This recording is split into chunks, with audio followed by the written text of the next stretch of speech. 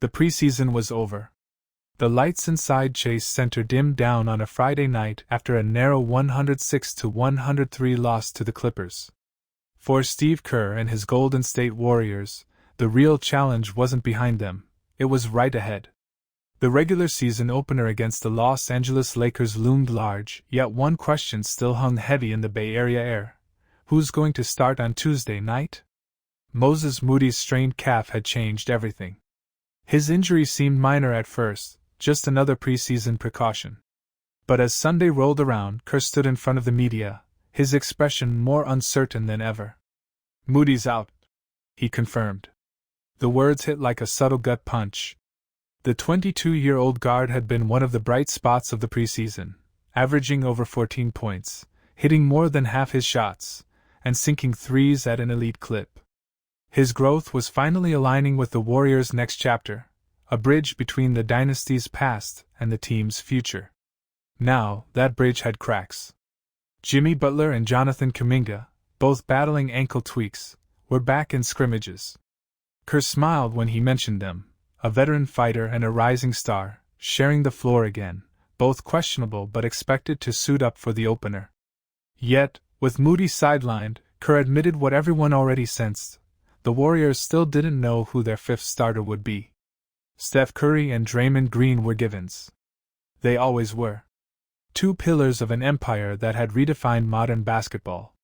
At Jimmy Butler, the Warrior who joined the Warriors, a player whose mentality mirrored Draymond's fire and Steph's competitive calm. Brandon Podziemski, the young lefty shooter who'd impressed everyone with his poise and basketball IQ, was next in line. That made four. But the fifth? That was the puzzle. Kerr mentioned Al Horford, the seasoned veteran, now 39, who had arrived in Golden State to anchor the defense, share wisdom, and provide stability. He could start, yes, but playing him more than 25 minutes was risky. "We have to think about the rotation," Kerr explained. If Horford started, there would be long stretches on the bench later in games. If he came off the bench, the Warriors might lose early balance. Then there was Kuminga, the athletic, versatile forward whose evolution had been the talk of the league last season. Kerr could go small, play Kuminga at the 4, and push Green back into his familiar role as a small ball 5. That combination had defined the Warriors' most dangerous lineups in years past: chaotic, fast, unpredictable, but deadly. Draymond Green, now entering his 14th season, laughed when asked about it. "If I have to play the 5 again," he said, half joking, "I'm going to ask for a trade." The reporters chuckled, but they all knew what he meant: not frustration, but fatigue. Green had carried the weight of being the undersized center for nearly a decade, outsmarting giants with heart, timing, and instinct. He had become the heartbeat of small ball basketball.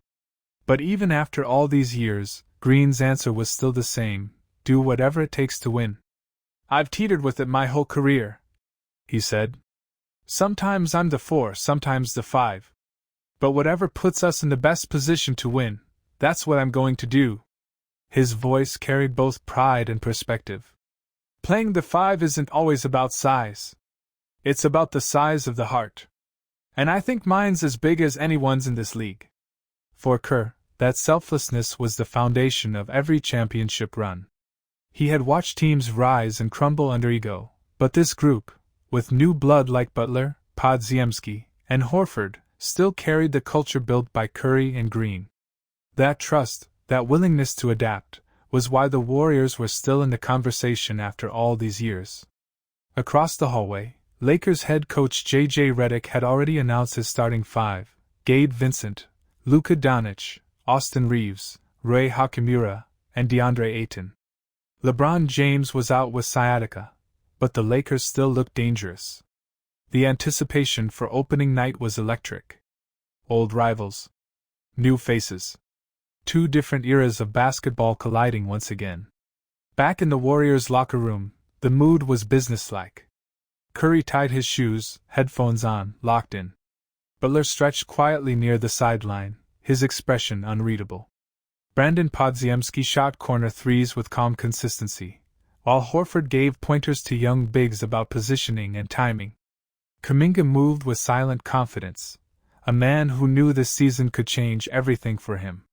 Steve Kerr walked through the gym, clipboard in hand, glancing between groups, his mind racing. He had seen dynasties form and fade. He had coached through chaos, through injuries, through the rise and fall of stars. Now, once again, he faced the simplest and hardest question in basketball: who do you trust to start the game? For the next few hours, the Warriors scrimmaged in silence. No fans. No cameras. Just basketball.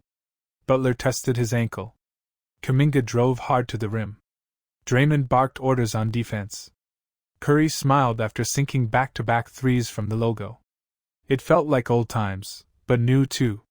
This was no longer the team of 2015 or even 2022. This was a different breed, part old guard, part new era. Outside, the Bay Area skyline glowed gold and blue, and banners inside Chase Center whispered reminders of glory past. Yet in the heart of every Warrior beat the same hunger, to prove they still belonged among the league's elite. Moody's eye. The Golden State Warriors are once again attracting serious attention heading into the 2025 to 2026 NBA season. After a somewhat uneven 2024 to 2025 campaign, they have made deliberate moves to bolster their roster and re-establish their identity. Rather than reinvent themselves entirely, they have refined their core by adding high-character veterans and locking in younger talent. With the arrivals of Al Horford and Anthony Melton, alongside the contract renewals of Jonathan Kuminga and Gary Payton II, the Warriors are aiming for balance, experience, defense, energy, and growth all in the same mix. Al Horford brings a calming veteran presence.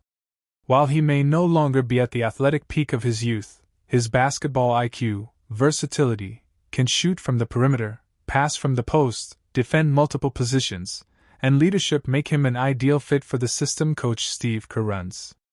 Horford provides another dimension. In previous seasons, the Warriors sometimes struggled when their bigs got exposed defensively or when spacing collapsed. Horford helps handle both. His role extends beyond statistics.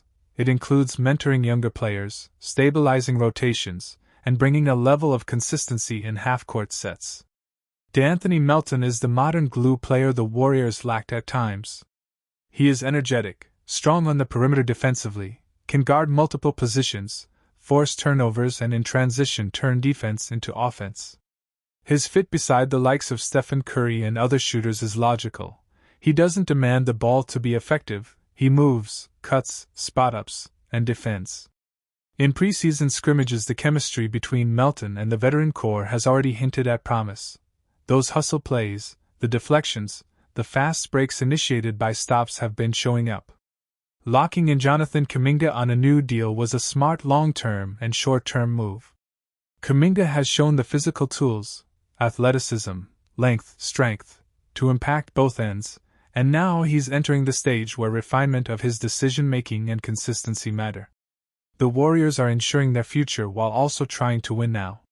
Gary Payton II remains a key part of the identity. Relentless on defense, unafraid, brings fearlessness.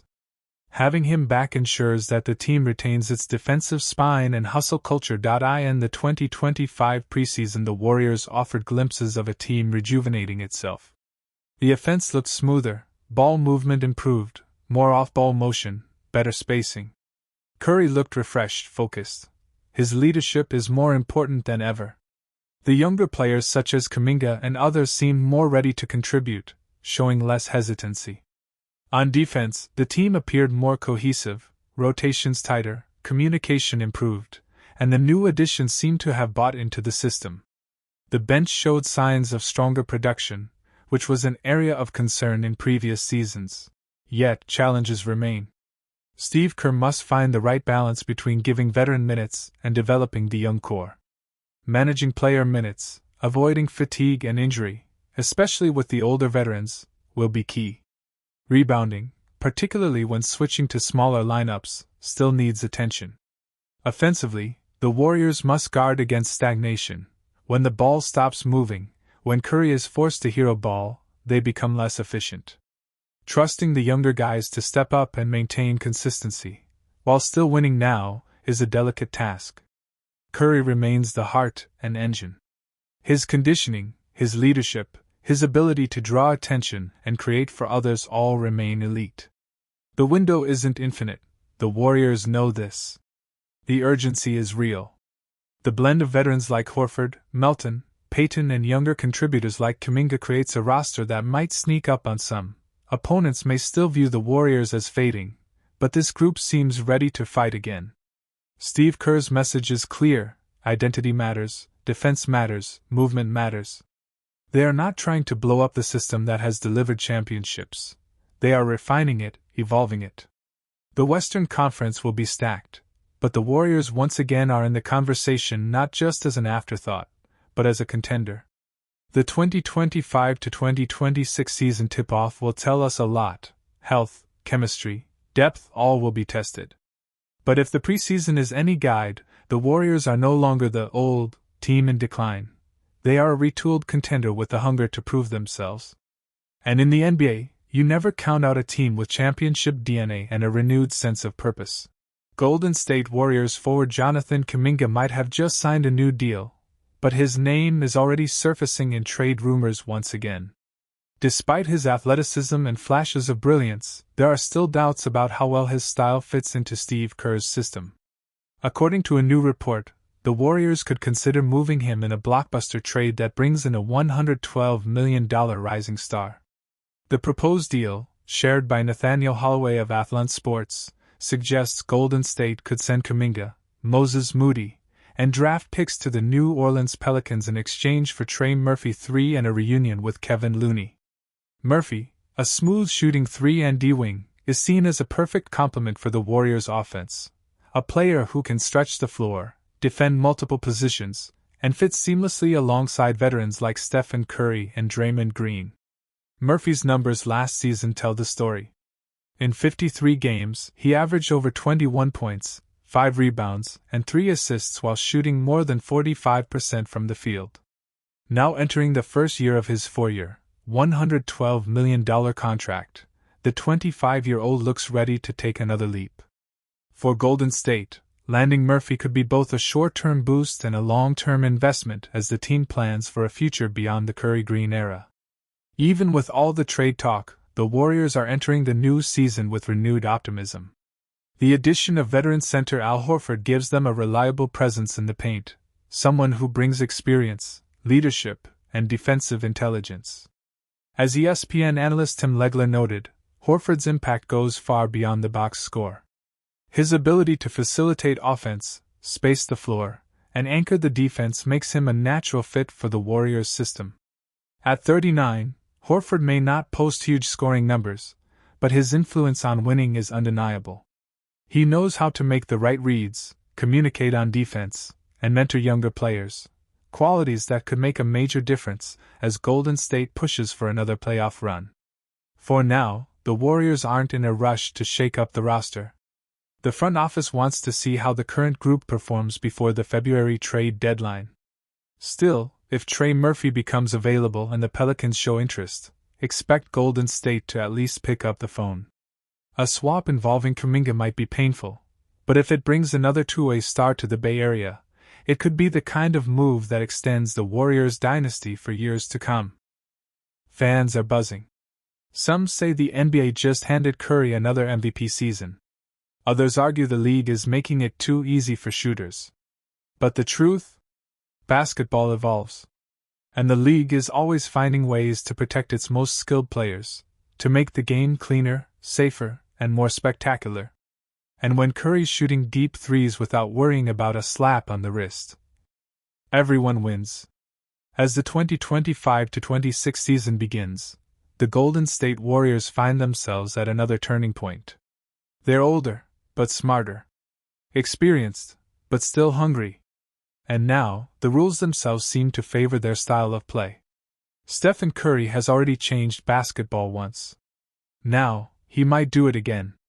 Because when you protect the greatest shooter of all time, you might just unleash another Warriors revolution. The NBA offseason is always full of speculation, but this year, one name keeps popping up in the headlines for the Golden State Warriors: Bam Adebayo of the Miami Heat. Reports from Brett Siegel of Clutch Points suggest that if Adebayo ever requests a trade, the Warriors would be among the top teams interested in acquiring him. Why is Bam so intriguing to Golden State? His skill set mirrors that of Draymond Green but with an added scoring punch. He is a three-time All-Star with a versatile defensive game, capable of guarding multiple positions and anchoring the paint. Offensively, he can create his own shot, pass effectively, and stretch the floor. In short, he is the kind of player who could transform Golden State's championship window from great to nearly unstoppable. For fans, the idea of Bam joining the Warriors conjures exciting scenarios: Curry driving and kicking out to Adebayo spotting up for a mid-range jumper, or Green and Adebayo forming a defensive tandem